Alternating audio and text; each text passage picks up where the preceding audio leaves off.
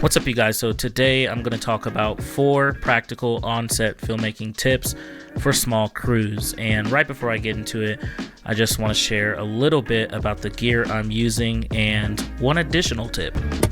Alright, so inside Pelican, this is the 1510, in case any of you guys are wondering. Just pretty simple. Just have some cables right here that I need, and then kind of just messily sitting here is my rig for my Sony FX3. We're going to be shooting this all on some Sigma primes. This is my lens, not really going to be using that today. And then, yeah, just some V-mount batteries. These are all my other lenses we won't be using. And matte box, just in case we need it. Plus, gaff tape. It's pretty simple setup. Tomorrow when everything's rigged up, I'll probably try and show you guys all that. And then just have my, whatever you call that, tripod and V-mount charger in here as well. So yeah, catch you guys tomorrow. We'll see how this goes. For people that are interested in production stuff and just getting on sets, try and just look online and research and reach out to people. But the best thing is to ask to be a PA, or just be a PA, production assistant on set. That's the best way to really just get into your foot in the door and be able to talk to people and just connect with people, make those connections, and hopefully get more jobs for the future. So look up ways to be a PA. There's Facebook groups, stuff like that. I need a PA in your state. Look it up. This person that I'm working with, I've known for a very long time. He kind of helped get my career off the ground in terms of filmmaking stuff. There's going to be people on the set that I haven't seen in a very long time. Kind of excited to see. But overall, again, just start as a PA. Don't try and walk in there and be the cinematographer or the audio guy. Be a grip. Keep it simple, because you really got to just build trust with people. You really got to have that portfolio under your belt before you can kind of just start and be at the big levels. All right, so tip number 1 is to be as efficient as possible. Be minimal, know your gear, because especially if you're shooting outdoors, you're going to be dealing with a lot of environmental disruptions. Your time's going to be short, and you really just need to be able to think quickly, think in the moment, and make those hard decisions. And I'm going to reiterate this in the end as well. Obviously, if you're a small crew, you don't have a lot of time and resources to set up too much gear. If you're outdoors, you might just need to modify the light, whether that be blocking out the sun, cutting down the light from the sun, reflecting the sun, and really just picking your camera angles and shooting.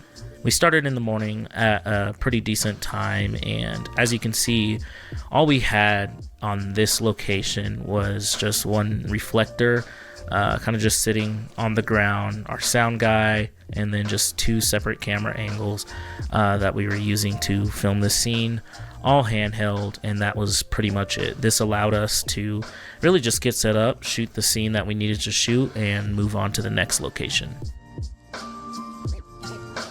So tip number 2 is location switching, and I want to re-emphasize being just efficient when you're switching locations. And a lot of you may know this, especially if you've done location switches before, whether that's filmmaking or photography. You know how much effort and time that takes, so you want to be able to put yourself in a situation where you can just move as quickly as possible. You really don't want to be tearing down as much gear as you think you need to. If you can keep some gear together, such as your camera, that's extremely effective. Just strap the thing in the seatbelt, or have somebody you're driving with hold the camera so that you don't have to waste any time setting your cameras back up. Another thing is that most times locations have been deeply scouted, but being able to be quickly flexible and ready to shoot will save you and your crew a lot of time. It'll allow you that extra time to just walk around, figure out where you want to shoot, and just be effective with the time that you have. Being that you're a small crew, you may not have full legality to shoot where you are shooting, or you just may have the disruptions of other people being there, whether they're doing some type of work, working out, hanging out, doing anything. You want to be able to just adjust and really not have to fight with wasting too much time, either location scouting, setting up gear, or dealing with any other matters that can kind of delay your day.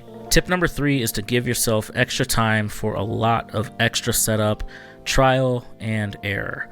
On this specific day, we experienced a lot of trial and error. Specifically, it was with the car mounts. This is something that Wade, the main DP, has had experience with before. But a lot of things aren't just, set it and forget it first times, ago. A lot of it is just micro adjustments to get things in the right position. But with this setup specifically, we had trouble with the suction cups on this specific type of car. The suction cups either wouldn't work, the suction cups were rentals, and sometimes we just had a bad rental, so we couldn't use a specific suction cup. And mounting them inside the car on the interior of the window, we had to deal with the complication of kind of cross shooting and the cameras being in the shots of one of the other cameras. So it was a lot of setup and tear down, but eventually we did get it. So one issue we had specifically with this setup was the cameras would stop recording.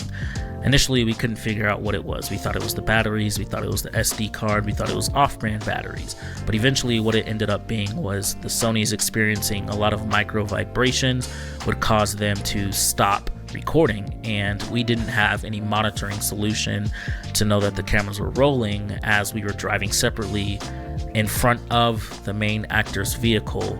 And so we really lost a lot of footage on those days. We had to end up just using what we could capture. But again, just giving ourselves extra time for this trial and error would have saved us a lot of post-production headache. Tip number 4, and the final tip, is learn and know how to modify indoor lighting with the gear that you have, especially in run and gun situations. So all of the previous tips also apply here, and we are using most of the same gear in each sub location at this one location, so knowing how to make quick lighting decisions helped us move efficiently and stay on time. As far as the gear we were using, we were utilizing a lot of aperture lighting and some light modifiers, as we couldn't fully control the light in each situation, whether that was a big window that needed to be blocked out or lights that we simply couldn't turn off. Knowing your gear and knowing how to just modify the light for any situation so that you can get close to a desired result that you want will help you stay on your toes, move quickly, and save everyone time.